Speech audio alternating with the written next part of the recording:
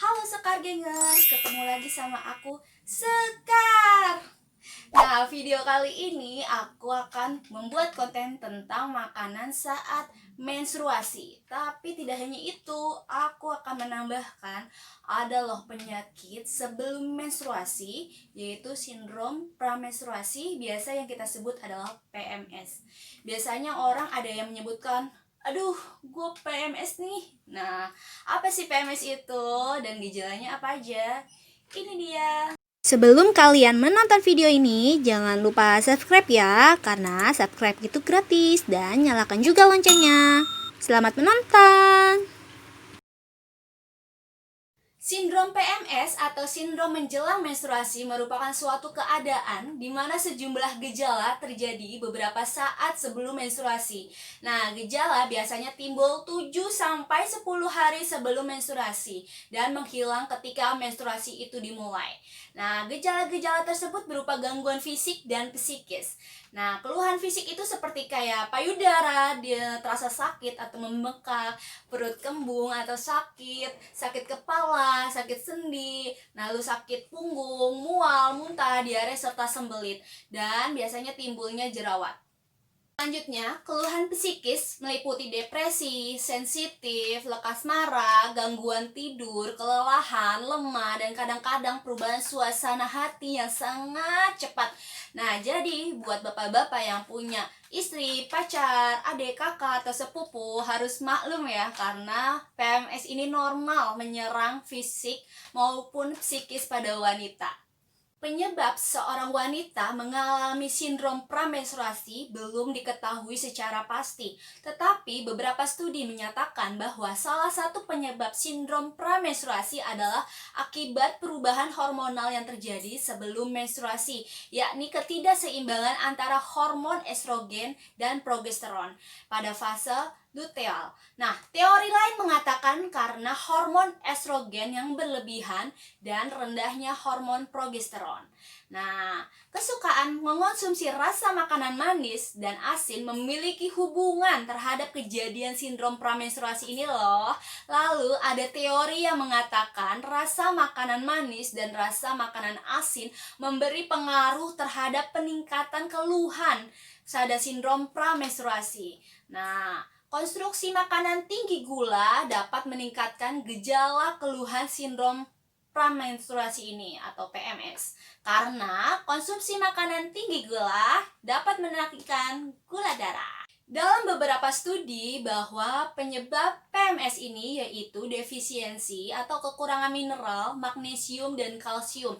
Magnesium dan kalsium banyak diperoleh dari makanan hewani terutama hasil laut. Nah, selain itu, Sreva menyarankan pengurangan konsumsi lemak jenuh dan alkohol. Nah, sebaliknya meningkatkan asupan zat gizi tertentu seperti seng dan magnesium yang banyak dapat menurunkan gejala sindrom PMS ini. Selain magnesium, kalsium juga harus memperbanyak konsumsi makanan sumber karbohidrat yang kaya akan serat seperti sayur dan buah yang segar. Nah, faktanya minum lebih dari 5 hingga 6 teh per hari meningkatkan keparahan gejala pada beberapa wanita. Karena itu harus menghindari minum teh terlalu banyak pada paruh kedua siklus menstruasi. Nah, sudah nih dijelaskan pramenstruasi atau sebelum menstruasi, bagaimana saat menstruasinya. Nah, menstruasi atau haid merupakan perubahan fisiologis dalam tubuh wanita yang terjadi secara berkala yang dipengaruhi oleh hormon reproduksi baik FSH, estrogen, atau LH, progesteron. Nah, siklus ini dapat terjadi setiap bulan antara usia remaja sampai menopause. Nutrisi atau makanan yang akan kusebutkan itu baik dikonsumsi sebelum atau selama menstruasi ya. Ini dia.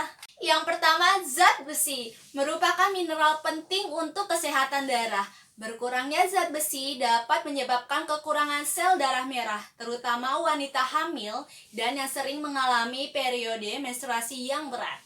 Nah, tubuh memerlukan zat besi dalam sel darah merah untuk transportasi nutrisi dan oksigen menuju sel-sel jaringan tubuh. tanpa zat besi yang cukup dalam makanan, maka dapat mengalami kelelahan, kinerja mental yang lambat, dan suhu yang turun.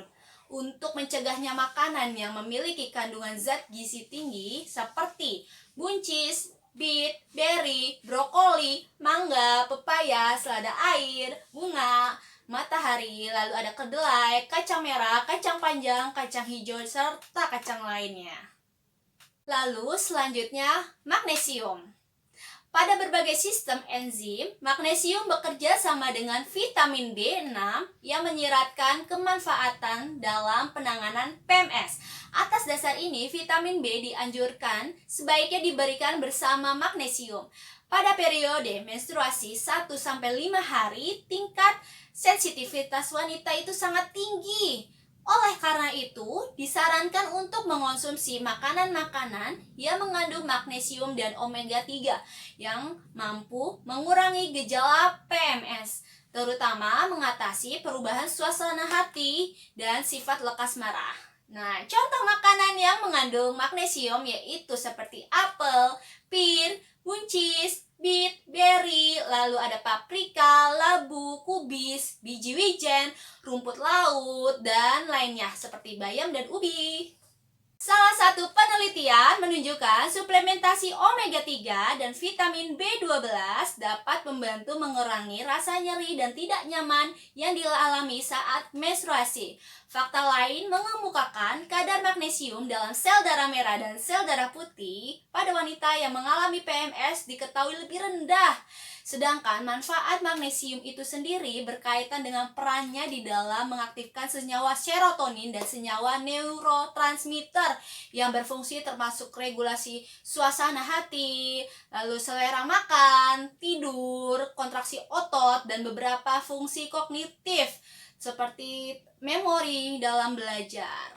Next. Kalsium. Pada penelitian P.G. Weston and M.Q. Howard pada tahun 1922 mengemukakan bahwa perubahan kadar kalsium ekstrasel berpengaruh terhadap daya keterangsangan jaringan neuromuskuler.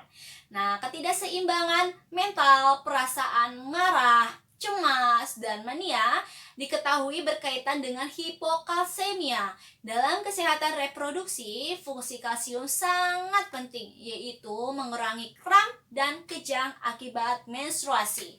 Sumber kalsium utama yaitu susu non-fat, keju, ikan kering, serealia, kacang-kacangan, serta sayuran hijau.